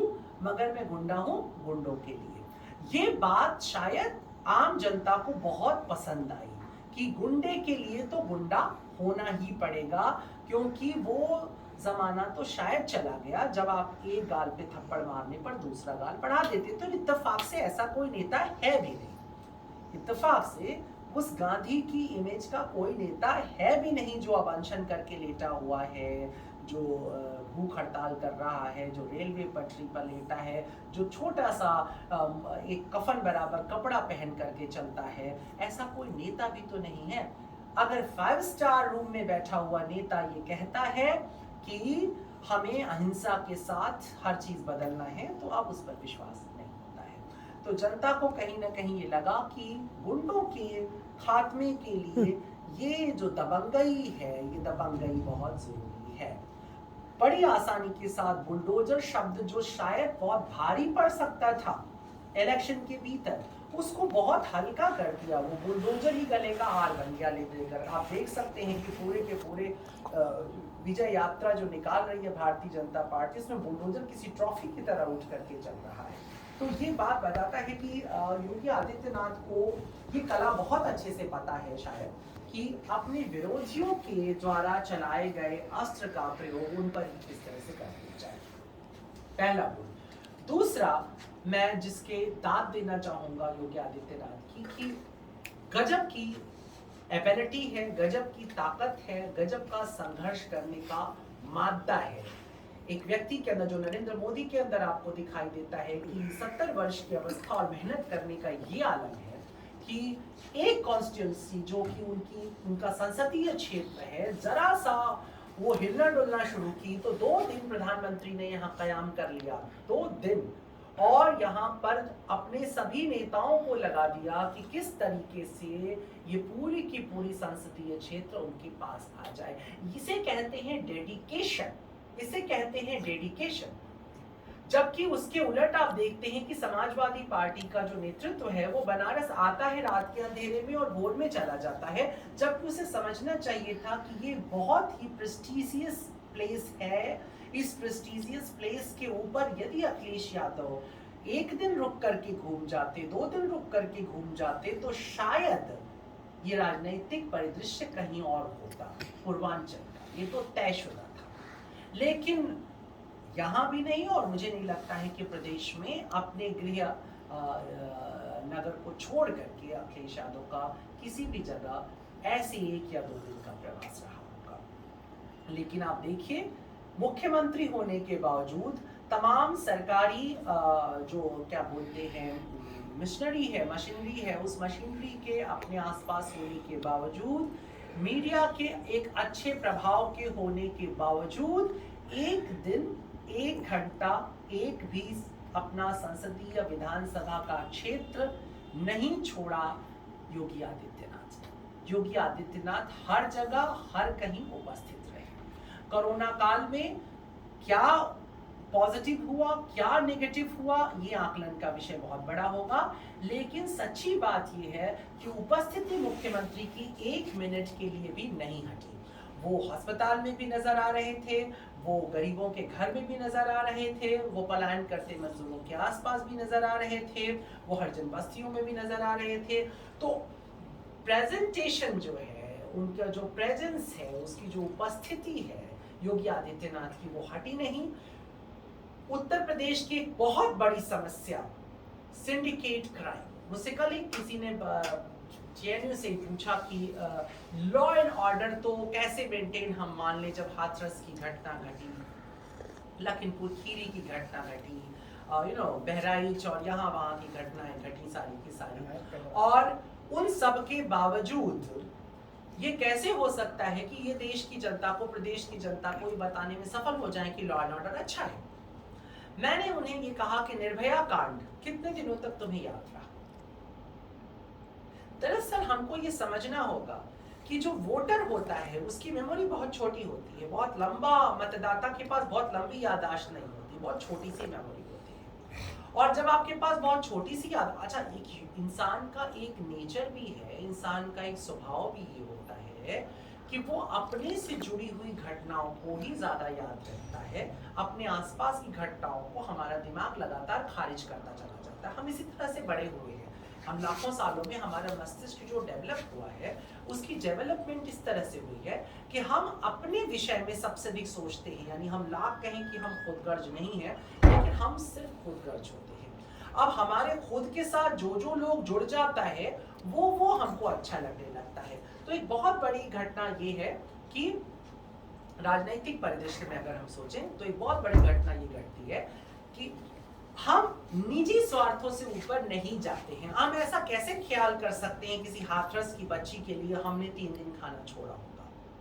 हम फेसबुक पे 4 दिन कैंडल लगा सकते हैं, ब्लैक स्पॉट बना सकते हैं, 2 दिन रोना रो सकते हैं, सरकार को गाली दे सकते हैं, लेकिन ना हमारा खाना कम होता है, ना हमारा पीना कम होता है, ना हमारा मौज मस्ती कम होती है, और ना बलात्कार कम होते हैं, ना हत्याएं कम होती हैं। तो आप ये समझिए कि ये जो छोटे छोटे जो क्राइम होते हैं, इस क्राइम से आप एक सरकार का आकलन नहीं कर सकते, कम से कम चुनाव के समय बिल्कुल नहीं कर सकते। जनता इसे याद नहीं रखती है, कभी नहीं याद रखती। जनता याद रखती है उस क्राइम को, उस घटना को, उस अपराध को जिससे वो सीधी कनेक्ट होती है। और उत्तर प्रदेश में ये सीधा कनेक्शन जो आता था वो सिंडिकेट क्राइम का आता था, माफियाओं का आता था। कि माफिया जो थे वो एक बहुत बड़ी समस्या उत्तर प्रदेश में बने रहे। माफिया हमसे आपसे हर मिनट जुड़ जाता था। वो बैठा होता था कहीं दूर एक जगह, अपने गांव में, अपने शहर में, शायद जेल के पीछे भी, लेकिन उसके गुर्गे या उसका टेलीफोन किसी के फोन पे बज सकता था। मुझे याद है उत्तर प्रदेश का एक दौर जब हर रोज यहाँ पर मर्डर की खबरें सुनाई देती थी। लेकिन ये जो सिंडिकेट क्राइम था, माफिया क्राइम था, निसंदेह योगी आदित्यनाथ ने उसे वॉश आउट कर दिया, उसे पूरी तरह से गायब कर दिया।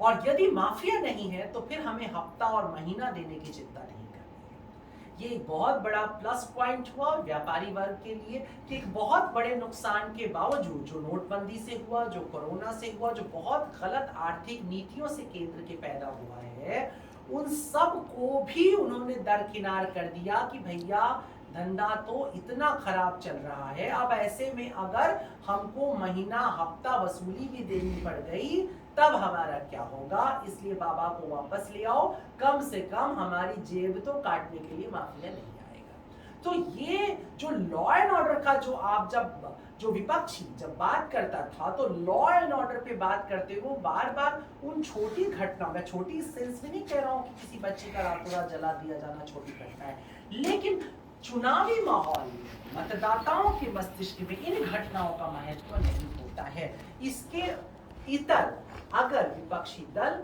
ये भरोसा जताने में कामयाब हो जाते कि हमारा लॉ एंड ऑर्डर कहीं भी इसके लॉ एंड ऑर्डर से कमजोर नहीं होगा, इस सरकार के बराबर या इससे बेहतर लॉ एंड ऑर्डर होगा, हमारी सरकार में माफिया नहीं उठ सकेंगे, अगर ये गारंटी पैदा करने में विपक्ष सफल हो जाता तो शायद सीन कुछ और बन सकता था। तो मुझे लगता है कि योगी आदित्यनाथ का तीसरा सबसे बड़ा प्लस पॉइंट था कि सिंडिकेट क्राइम को डैमेज किया उन्होंने, और इसकी वजह से एक बड़े सरफेस पे लॉ एंड ऑर्डर मेंटेन दिखाई देता है। एक और महत्वपूर्ण बात है कि 5 सालों में योगी आदित्यनाथ पर और लगभग 8 सालों में नरेंद्र मोदी के ऊपर कोई भी करप्शन का चार्ज नहीं लगाया जा सकता। ये सबसे बड़ा फायदा होता है। एक तो सिंगल होने के फायदे हैं कि आप ना उनके बच्चों पे लगा सकते हैं ना भतीजों पे लगा सकते हैं, ये सिंगल होने का एक बेनिफिट भी है। लेकिन मोटी बात ये है कि आपने कोई भी एलिगेंस, कोई भी आरोप सीधा सीधा मुख्यमंत्री के ऊपर या प्रधानमंत्री पर नहीं लगा, तो जनता को कहीं ना कहीं ये लगा कि अगर मुख्यमंत्री ईमानदार है, प्रधानमंत्री ईमानदार है, तो फिर हमें प्रॉब्लम क्या है। योगी आदित्यनाथ बड़े ही अच्छी तरह से अपनी इमेज को मेंटेन करते हुए, अपनी इमेज के आसपास जो एक ऑरा है ईमानदारी का, उसको बरकरार रखते हुए योगी आदित्यनाथ 5 साल अपना निकाल ले गए। ये एक और उनका प्लस पॉइंट है। इसके बाद जो सबसे बड़ा प्लस पॉइंट, जिसको मैं अबव ऑल कहता हूँ इन सब के ऊपर, कि तमाम ब्राह्मण नाराज रहे, सवर्ण नाराज रहा, ये सारी बातें सच भी हैं, मगर बावजूद इसके योगी आदित्यनाथ के जीत जाने का एक बड़ा कारण क्या होता है, तो एक बड़ा कारण है योगी आदित्यनाथ का straight forward behaviour. Yogi Adityanath की बातों में गोल मोल बातें नहीं है। योगी आदित्यनाथ बात करते समय इधर उधर की बात नहीं करते हैं। योगी आदित्यनाथ अच्छा या बुरा कोई भी चीज सीधा कहने की ताकत रखते हैं। उनमें ज्यादातर बातें हो सकता है एक बहुत बड़े बौद्धिक वर्ग को बुरी लगेंगी, लेकिन पूरा देश तो बौद्धिक नहीं है और मतदान करने भी सारे बौद्धिक लोग नहीं जाते, दरअसल जाते ही नहीं है अधिकतर बौद्धिक लोग। जो मतदान करने जा रहे हैं वो लोग इमोशनल बातों में इंटरेस्ट रखते हैं, उनको एक भावनात्मक जुड़ाव चाहता है, और वो भावनात्मक जुड़ाव योगी आदित्यनाथ बहुत अच्छे से पैदा कर पाते हैं, और उन्होंने 5 साल में बहुत अच्छे से पैदा किया, चुनाव के दौरान भी बहुत अच्छे से पैदा किया। तो इस तरीके से योगी आदित्यनाथ का अगर हम रिजल्ट देखते हैं तो उसमें उनकी मेहनत, उनकी अपने काम के प्रति जो ईमानदारी है, अपने विचारों के प्रति जो ईमानदारी है, इस बात को ध्यान रखिएगा, अपने विचारों के प्रति ईमानदारी की मैं बात कर रहा हूँ। ये जरूरी नहीं है कि जो मेरे विचार हैं वो आपके विचार हों, और एक डेमोक्रेसी सभी तरह के विचारों का स्वागत करती है। और सत्ता की लड़ाई में सारी लड़ाई इस बात की है कि हम अपने विचार को आपके विचार से श्रेष्ठ कैसे साबित कर ले जाए। यही पूरी लड़ाई है, कन्विंस करने की लड़ाई है। दरअसल राजनीति सच बोलने की लड़ाई नहीं है, बल्कि अपने सच के लिए कन्विंस कर ले जाने की लड़ाई होती है। और उस सच के लिए कन्विंस कर ले जाने की लड़ाई में बीजेपी अभी लाइट ईयर की दूरी पर आगे चल रही है अपनी विपक्षी पार्टियों से। तो यहाँ पर सभी विपक्षी पार्टियों को, या जो विपक्ष में बैठे हैं, उन्हें सचेत होकर के सोचना पड़ेगा कि वो अपनी आइडियोलॉजी के कितने पास हैं। ये आइडियोलॉजी बहुत बड़ा सवाल हो जाता है। संघ के कार्यकर्ता आज भी वैसे ही झोला छाप कपड़ों में, झोला छाप जीवन शैली जीते हुए घूमते दिखाई देते हैं। 5 साल तक उत्तर प्रदेश की सियासत में सरकार बनी रहने के बावजूद आप ज्यादातर भाजपाइयों को रिक्शे पर और ऑटो में और बाइक पर चलते हुए ही देख रहे हैं। इसके ठीक उत्तर पिछली सरकारों में, इसके ठीक इतर पिछली सरकारों में सरकार आने के साथ ही स्कॉर्पियो आ जाया करते थे, झंडे लग जाया करते थे, महंगे जूते आ जाया करते थे, और उनके नेता भी बहुत महंगी गाड़ियों में दिखाई देते थे। तो कहीं ना कहीं ये एक बड़ी फाइट है कि आप बात अगर समाजवाद की करते हैं और आपकी जीवन शैली पूंजीवादी है, तो आप बहुत लंबे समय तक आप अपनी लड़ाई नहीं लड़ सकेंगे। आप बात गरीबों की करते हैं और आपके घर में खरबों खरब रुपयों की संपत्ति जुटी हुई है, तो आप किसी न किसी जगह पर ड्युअलिटी के शिकार, पर्सनालिटी डिसऑर्डर के शिकार दिखाई देने लगते हो। जनता आप पे विश्वास नहीं करती है। भारतीय जनता पार्टी का प्लस ये है कि उसके नेता जो कह रहे हैं लगभग वैसे ही दिख रहे हैं। उनके दिखने में और कहने में कोई डिफरेंस नहीं है, जबकि उनके ऑपोजिशन के नेता जो कह रहे हैं उसके ठीक उल्टे दिखाई दे रहे हैं। तो समस्या यहाँ पे शुरू हो जा रही है कि आप बात समाजवाद की कर रहे हैं, दिखाई दे रहे हैं पूंजीवादी। तो इस सामंजस्य को आप कभी बिठा नहीं पाएंगे, ये ऑक्सीमोरॉन आप कभी करेक्ट नहीं कर पाएंगे जनता के बीच में। इसलिए बहुत जरूरी है विपक्षी दलों को और विपक्षी दलों के नेतृत्व को समझना कि वो उसी आइडियोलॉजी को, उसी विचारधारा को प्रमोट करने की कोशिश करें जिसे वो जी रहे हैं। भारतीय जनता पार्टी, हमें उसकी विचारधारा अच्छी नहीं लगे, बावजूद उसके वो जो विचारधारा रखती है, वो उसके नेता उसकी विचारधारा को एज इट इज जी रहे हैं, प्रेजेंट कर रहे हैं। तो कहीं ना कहीं ये डिफरेंस बहुत जरूरी है जानना कि इससे पहले कि आप समाजवादी होने का डंका बजाएं, इससे पहले कि आप प्रगतिशील होने का डंका बजाएं, इससे पहले कि आप साम्यवादी होने का डंका बजाएं, इससे पहले कि आप समतावादी होने का डंका बजाएं, इससे पहले कि आप सेक्युलर होने का डंका बजाएं, इससे पहले कि आप गांधीवादी होने का डंका बजाएं, आपको गांधी की तरह जीना पड़ेगा, आपको मार्क्स की तरह, लेनिन की तरह जीना पड़ेगा, आपको कहीं ना कहीं लोहिया की तरह, जयप्रकाश की तरह आपको जीना पड़ेगा। आपको जीना पड़ेगा, उस कैरेक्टर में जाकर के जीना पड़ेगा जिस कैरेक्टर की आप व्याख्या कर रहे हैं, जिस कैरेक्टर का झंडा उठाए आप चल रहे हैं। क्योंकि ये कह देना कि ईवीएम गलत है, ये कह देना कि ईवीएम गलत है, ये कह देना कि लोग जो हैं अंधे की तरह वोट डाल दे रहे हैं, ये कह देना कि बहका दिया गया है, ये कह देना कि मीडिया बेवकूफ बना ले जा रहा है क्योंकि गोदी मीडिया है, तो मुझे लगता है कि ये एक बहुत बड़ी घटना का बहुत छोटा और बड़ा ही कमजर्फ आकलन होगा, बहुत ही कमजर्फ आकलन होगा। इतना बड़ा मैंडेट, इतना बड़ा बहुमत आप केवल मीडिया मैनेज करके नहीं ला सकते हैं, इतना बड़ा बहुमत आप केवल झूठ बोल करके नहीं ला सकते हैं, इतना बड़ा बहुमत आप केवल पैसे से नहीं ला सकते हैं। इतना बड़ा बहुमत लाने के लिए आपको कहीं ना कहीं अपनी विचारधारा की प्रतिमूर्ति भी बनना पड़ता है। मुझे लगता है कि नरेंद्र मोदी, योगी आदित्यनाथ और बहुत सारे भारतीय जनता पार्टी के यहाँ तक कि कार्यकर्ता तक भी अपनी विचारधारा की प्रतिमूर्ति बन जाते हैं। आप उन्हें देख के समझ सकते हैं जी ये है एजेंडा और ये विचारधारा का व्यक्ति आपके साथ। हमें पसंद नहीं है वो एकदम अलग मसला है, लेकिन व्यक्ति आपके सामने जो खड़ा है वो है।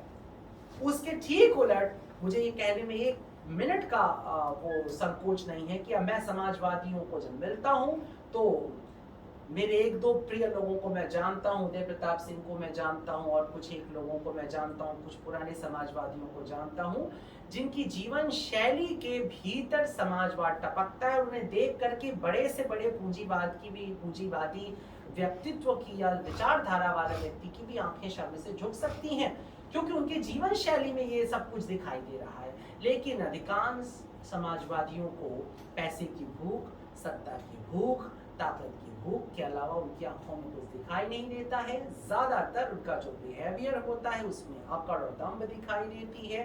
ज्यादातर जो उनकी एक्टिविटी है, जो उनकी जीवन शैली, उसमें पूंजीवाद का भरपूर उसमें चाशनी छनी हुई दिखाई देती है। लगभग यही गांधीवादी कांग्रेस की तो खैर बात ही छोड़ दीजिए, वहां तो सब कुछ ऊपर ऊपर है, भीतर सिवाय पैसे की आपको जल्दी थी। मैं सबकी बात नहीं कर रहा हूं, लेकिन एक बड़ी संख्या यही है। और यदि ये चमचमाती गाड़ियों से निकलने वाले लोग समाजवाद, सामाजिक समरसता, गरीबों की मुक्ति की बात करेंगे, तो कोई गरीब अब उन पर विश्वास नहीं करने वाला है, कोई बौद्धिक समाज उन पर लंबे समय तक विश्वास नहीं करने वाला है। आहत होने की वजह से, वर्तमान सरकार, वर्तमान विचारधारा से आहत होने की वजह से हो सकता है कि बड़े पैमाने पर बौद्धिक समाज आपकी तरफ झुकता दिखाई दे, लेकिन वो आपके साथ तभी रह सकता है जब उसे आप पे ईमानदारी मिलेगी। यदि ऐसा नहीं है तो फिर आप भूल जाइए कि आप इस भारतीय लोकतंत्र की राजनीति में लंबे समय तक टिके रह पाएंगे। ये बहुत थोड़े समय की लड़ाई शायद बची रहेगी। एक दशक बस ज्यादा से ज्यादा आपको मिलेगा। आप एक दशक के भीतर अगर बदलाव ला सकेंगे तो शायद राजनीतिक परिदृश्य के ऊपर आपका कोई निशान होगा, आपका कोई हस्ताक्षर होगा। अन्यथा आपकी स्थिति वही हो जाएगी जो पंजाब में फिलहाल आपने बाकी पार्टियों की कर दी है। मैं आखिरी में पंजाब की बात थोड़ी सी बस इसलिए कर रहा हूं कि एक हैरत अंगेज और एक चमत्कारिक जो जनता का निर्णय है, जनमत जो है, वो आप देख रहे हैं पंजाब के अंदर। और उसका कारण ये है कि आम आदमी पार्टी, ये बहुत सचेत होने वाली बात है उन पार्टियों को जो आम आदमी पार्टी से पुरानी हैं और लंबे समय से संघर्ष कर रही हैं, उन्हें सचेत हो जाना चाहिए कि ये जो नया सा दल है, ये नया सा दल बड़ी ही तेजी के साथ अपना विकास कर रहा है। उसका कारण ये है कि वह दल अपनी विचारधारा को कहीं ना कहीं प्रेजेंट कर पाने में सफल हो रहा है। वो एक विकल्प के तौर पे सामने आता जा रहा है। और मजेदार बात यह है कि वो जिस बात को रखता है आम आदमी पार्टी को, उसके नेता, उसका मुख्यमंत्री, सब उसी आवरण में ढले हुए दिखाई देते हैं जिसकी मैं बार बार बात कर रहा हूं। जो तुम हो वो तुम दिखो, ये बहुत जरूरी है। बाकी मैं पीछे नहीं जाने की कोशिश कर रहा हूं कि तुमने कहां कहां खजाने दबा रखे हैं जमीन के भीतर, जनता ये कहां खोजती है। और हम राजनीति में किसी भगवान राम को, हम राम राज्य की लाभ बात कर ले, पर हम किसी राम को नहीं बिछाने वाले हैं। राम हमको टॉलरेट ही नहीं होगा। राम आज लौट आए तो हम कतई उसको सत्ता न दे। राम भक्त तो कभी भूल के उसको सत्ता नहीं देंगे, ये तो तयशुदा है। क्योंकि राम के आने के बाद बड़ी सियासत बदल जाएगी सारी की सारी। शेर और बकरी एक जगह पानी पिएंगे, वो कहाँ पसंद आएगा। इसलिए इस बात को आप समझ लीजिए कि आप क्या हैं ये बहुत वैल्यू नहीं रखता है। सियासत ये वैल्यू रखती है कि आप जो कह रहे हैं क्या आप वैसे दिखते हैं, आपकी जो प्रस्तुति है क्या वैसी है। मुझे लगता है कि आम आदमी पार्टी उस प्रस्तुति में अभी बहुत कामयाब है। और यही कारण है कि जो अंतरकलह पिछली बार समाजवादी पार्टी ने यहाँ देखा और एक बहुत बड़े बहुमत के साथ भारतीय जनता पार्टी आ गई थी, इस बार कांग्रेस का वही अंतरकलह लाभ दे जाता है आम आदमी पार्टी को। कांग्रेस का अंतरकलह वहां पर सिद्धू जैसे न मालूम कौन उसे नेता कहता है, न मालूम कौन उस आदमी को राजनीतिज्ञ कहता है, और न मालूम कौन राहुल गांधी और प्रियंका गांधी को सलाह दे जाता है कि इस तरह के मस्खरों को आप राजनीति में, और इतने बड़े स्टेट, इतने महत्वपूर्ण स्टेट की आप बागडोर सौंप दें बिना सोचे समझे, जिसका कोई दल नहीं, जिसकी कोई विचारधारा नहीं, जिसका कोई मस्तिष्क नहीं, जिसे बात करने की तमीज नहीं, आप इस तरह के व्यक्ति को आप सौंपते।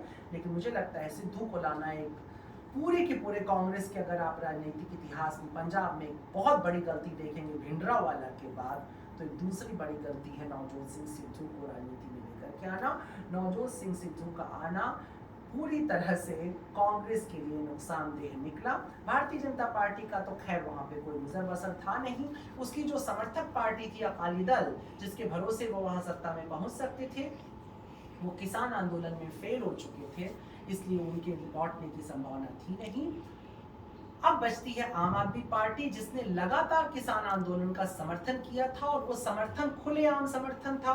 केजरीवाल का जाना, आम आदमी पार्टी का मिलते रहना, बात करते रहना, आप स्ट्रेटजी देखिए कितनी बड़ी थी, एक लंबे समय की स्ट्रेटजी थी। कहीं ना कहीं वहां के पंजाब के किसानों में केजरीवाल ने अपनी भूमिका तय कर ली, अपना नायकत्व स्थापित कर लिया और एक सिख को सामने रख करके उसने अपनी राजनीति रखी है। आम आदमी पार्टी दिल्ली में अपनी बड़ी सफलता के बाद ठीक उसके बगल पंजाब पहुंच चुकी है और अब उसके टारगेट में उत्तराखंड और हरियाणा होंगे, जिसके बाद उत्तर प्रदेश निस्संदेह उसका अगला टारगेट होगा।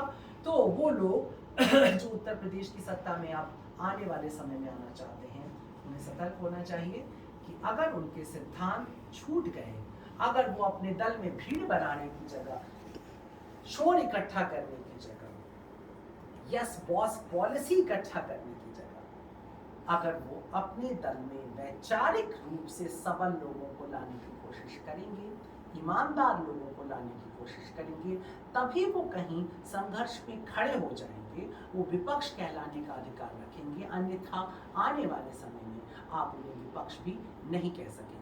तो चूंकि भारतीय राजनीति एक बहुत महत्वपूर्ण मोड़ से गुजर रही है, उत्तर प्रदेश में विधानसभा का चुनाव खत्म हो गया है, लेकिन बस एक साल बीतते बीतते लोकसभा के चुनाव की तैयारी शुरू हो जाएगी, लड़ाई शुरू हो जाएगी। जब 6 महीने बचेंगे तो फिर बहुत सारे नेता मंदिर जाने लगेंगे, जनता के बीच आने लगेंगे और सब कुछ गड़बड़ हो जाएगा। इसलिए बहुत जरूरी है कि जो सत्ता में है उसका तो ये दायित्व बनता है कि वो जनता के बीच रहे, जनता के पास जाए, जनता की आवाज सुने, जनता की गालियां सुने। विपक्ष का इससे कहीं भी कम हिस्सेदारी नहीं है डेमोक्रेसी में। अगर विपक्ष सो जाएगा, घर में बैठ जाएगा और ठीक चुनाव के समय जागेगा, तो धीरे धीरे बहुजन समाजवादी पार्टी की तरफ उसका हश्र हो जाएगा, बहुत सारी दूसरी पार्टियों की तरफ उसका हश्र हो जाएगा, बची कुछ कांग्रेस का उसका हश्र हो जाएगा। तो बहुत जरूरी है कि आप सब जो लोग भी राजनीति से जुड़े हैं या जुड़ना चाहते हैं, अपनी अपनी विचारधाराओं को आप चुन लीजिए। आप भाजपा के होना चाहते हैं, आप कांग्रेस के होना चाहते हैं, आप बहुजन समाजवादी पार्टी के होना चाहते हैं, समाजवादी पार्टी के होना चाहते हैं, आप पार्टी के होना चाहते हैं, या अपनी ही किसी पार्टी के होना चाहते हैं, आप कुछ भी होना चाहते हैं, होइए, मगर प्लीज आप जिस विचारधारा का झंडा उठाए हैं उस विचारधारा के अनुरूप अपना व्यक्तित्व भी बनाइए, अपना चरित्र भी बनाइए, अपना स्वरूप भी बनाइए, क्योंकि जो दिखता है वही बिकता है। धन्यवाद।